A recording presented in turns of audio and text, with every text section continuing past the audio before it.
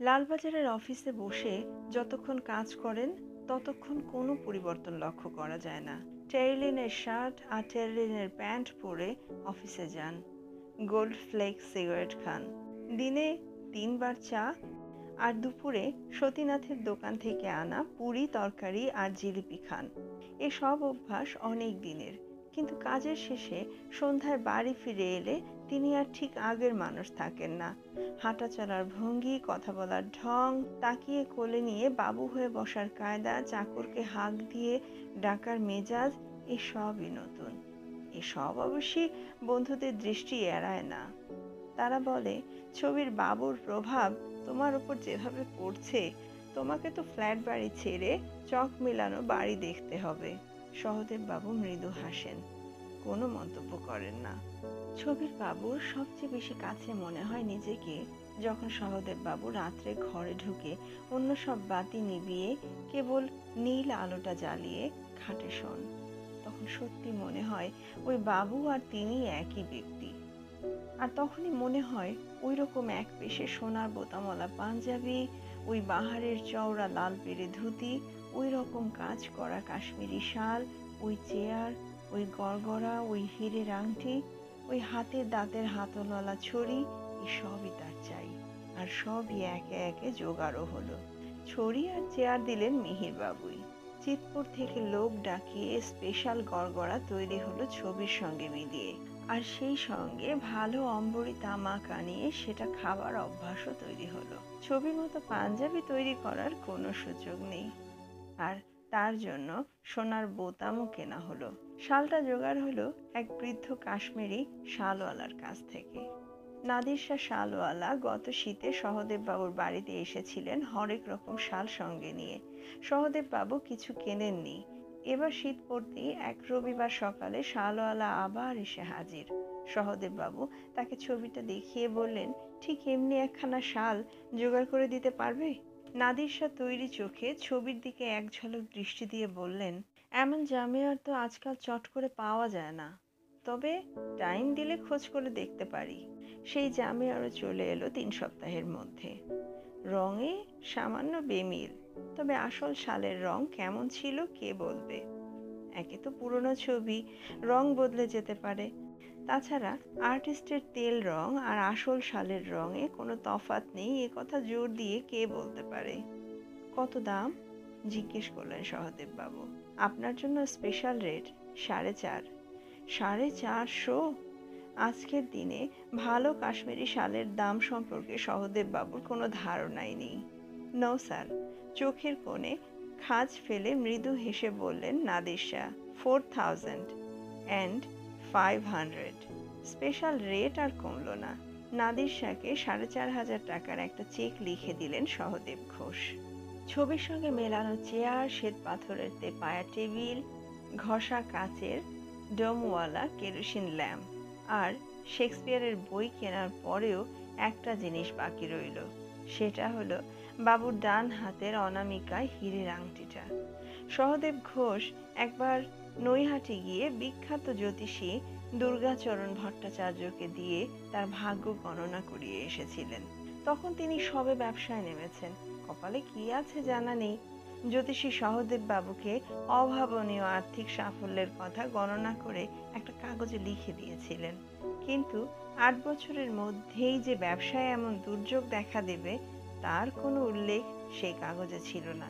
আজ সেই কাগজটি ছিঁড়ে দলা পাকিয়ে জানালার বাইরে ছুঁড়ে ফেলে দিলেন সহদেব বাবু। কারণ আর কিছুই নয়, গত 1 মাসের মধ্যে দুটো বড় অর্ডার বাতিল হয়ে যাওয়ায় সহদেবের বেশ কয়েক লাখ টাকা লোকসান হয়েছে। অত্যন্ত সাধারণ অবস্থা থেকে শুরু করলেও সহদেবকে কোনো দিনও পড়তির গ্লানি ভোগ করতে হয়নি। নিচ থেকে ধীরে ধীরে সামনে তিনি উপরের দিকেই উঠেছেন, অর্থাৎ সবটাই চড়াই, উতরাই নেই। কিন্তু আজ হঠাৎ উতরাইয়ের বিভীষিকাময় অভিজ্ঞতা তাকে দিশেহারা করে দিল। আর এই অবস্থাটা যে সাময়িক, তেমন কোনো ভরসাও তিনি পেলেন না। এই অবস্থায় একজন জ্যোতিষের ওপর আস্থা হারালেও অন্য আরেকজনের কাছে যাবার লোভ সামলাতে পারলেন না সহদেব ঘোষ। ভবানীপুরে গিরিশ মুখার্জি রোডে নারায়ণ জ্যোতিষীর কাছে গেলেন তিনি। নারায়ণ জ্যোতিষীর গণনা করতে লাগলো 4.5 মিনিট। সহদেবের চরম দুর্দিন দেখা দিয়েছে। অপগ্রহের প্রভাব চলবে গোটা বছরটাই, এবং কোনো এক ব্যক্তি যার উপর সহদেব বাবু বিশ্বাস রেখেছিলেন তিনি প্রতারকের কাজ করেছেন। এই ব্যক্তি যে কে সেটা ভেবে বার করার কোনো প্রয়োজন বোধ করলেন না সহদেব বাবু। এমন কেউ করতে পারে সেটা আগে জানলে বরং সাবধান হতে পারতেন। ব্যবসায় নেমে অনেকেরই উপর বিশ্বাস করতে হয়। তাদের মধ্যে কে ল্যাং মেরেছে সেটা এখন জেনে কি লাভ। আসল কথা তার সর্বনাশ হয়েছে। পায়ের তলা থেকে মাটি সরে গিয়েছে। প্রথমেই গেল ফিয়াট গাড়িটা। 4 বছর আগে 34,000 টাকায় কেনা গাড়িটা 12,000-এ বিক্রি করতে হলো সহদেব বাবুকে। দুর্দিনের বন্ধুই খাঁটি বন্ধু, এমন একটা প্রবাদ ইংরেজিতে আছে। সহদেব বাবুর 3জন বন্ধুর মধ্যে একজনই দেখা গেল সেই পরীক্ষায় উত্তীর্ণ হলেন, নন্দ বাড়ুজ্যে। সেই যে বলেছিলেন ছবির বাবুর পরিচয় খুঁজে বার করবেন, সে ব্যাপারে এখনো পর্যন্ত সুবিধে করে উঠতে পারেননি। বংশ পরিচয়ের 4 খণ্ডের 1 খণ্ডে সেলিমগঞ্জের জমিদার ভূতনাথ চৌধুরীর ছবির সঙ্গে আর সব কিছু মোটামুটি মিলে গেলেও মুখ একেবারে মেলেনি। নন্দ পাশে থাকাতেই এই সংকটের অবস্থাতেও সহদেব বাবু সামলে আছেন। না হলে কি হতো বলা যায় না। এই নন্দ বাড়ুজ্যেই একদিন সহদেব বাবুকে বললেন কথাটা। ছবিটা বিদায় করো ভাই, আমার বিশ্বাস ওটাই নষ্টের গোড়া। আর সত্যি বলতে কি, এখন তোমার যা চেহারা হয়েছে তার সঙ্গে ওটার মিল সামান্যই। হাতে আয়না নিয়ে ছবির সামনে দাঁড়িয়ে নিজের মুখের সঙ্গে মিলিয়ে সহদেব বাবুরও সেই কথাটা মনে হয়নি তা নয়। গত 2 মাসেই কানের দুপাশে পাকা চুল দেখা দিয়েছে, চোখের তলায় কালি পড়েছে, গাল বসেছে, চামড়ার মসৃণতা চলে গিয়েছে। অথচ ছবির বাবুরও কোনো বিকার নেই। ওই লেজারাসেই আবার গিয়ে ফেরত দাও ছবিটা, বললেন নন্দ বাড়ুজ্যে। তোমাকে তো বলেছিল আর্টিস্টের বেশ নাম ডাক আছে, খদ্দের মিলে যাবে, আপদ বিদায় হবে, পয়সাও কিছু আসবে ঘরে।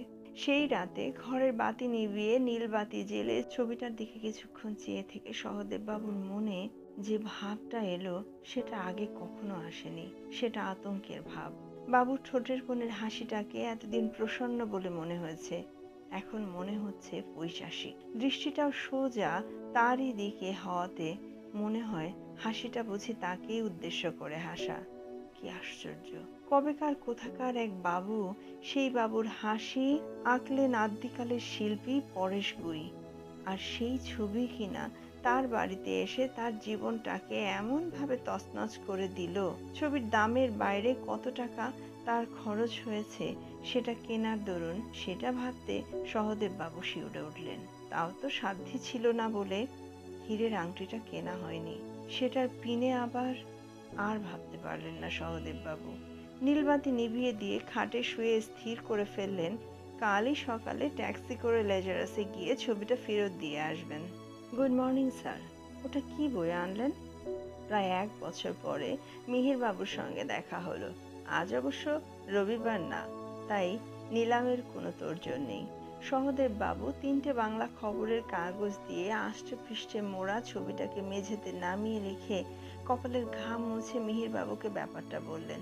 অবশ্য আসল কারণটা তো আর বলা যায় না, তাই বললেন, ছবিটা দেখে সবাই ঠাট্টা করে মশাই, বলে জমিদারের প্রথা কোন কালে উঠে গেল, আর তোমার কিনা হঠাৎ জমিদার সেজে ছবি আঁকার শখ হলো। শুনে শুনে কান ঝালাপালা হয়ে গেল, তাই ফেরত দেওয়াই স্থির করলাম। দেখবেন যদি কেউ কেনে টেনে। অবশ্যই পড়ে থাকলেও ক্ষতি নেই। ট্যাক্সি থেকে নামতে দেখলুম। গাড়ি কি হলো? কারখানায়। আসি। সহদেব বাবু চলে যাবার পর টেলিফোনের বই বের করে একাডেমি অফ আর্টসের নাম্বার বের করে ভাইপোকে একটা ফোন করলেন মিহির বাবু। ভাইপোর ছবি এক্সিবিশন হচ্ছে সেখানে। বড় পেয়ারের ভাইপো এটি। কে? কল্লোল? আমি মিহির কাকা। শোন, তোর প্রথম রোজগার করিয়ে দিয়েছিলাম কিভাবে মনে আছে? মনে নেই? সেই যে সদানন্দ মোড়ের এক ভদ্রলোকের পোর্ট্রেট আর্টিস্টের জন্য বিজ্ঞাপন দিলেন। তুই গেলে তোকে খেদিয়ে দিলেন, আর তুই মন থেকে পোর্ট্রেট করলি জমিদারের পোশাক পরিয়ে। হ্যাঁ হ্যাঁ, সেই ছবি আবার ফেরত এসেছে, বুঝেছিস? তুই এক সময় এসে নিয়ে যাস। দোকানে অনেক মাল, রাখার জায়গা নেই। টেলিফোনটা রেখে মিহিরবাবু খদ্দেরের দিকে মন দিলেন। অ্যারন সাহেব এসেছেন সেই দাবার কেসটার খোঁজে। সেটাকে আবার 150 বছর আগের বার্মার তৈরি বলে চালাতে হবে। এই গল্পটি এখানেই শেষ হলো। নিয়ে আসবো নতুন আরেকটি গল্প। ততক্ষণ সাথেই থাকুন। ধন্যবাদ।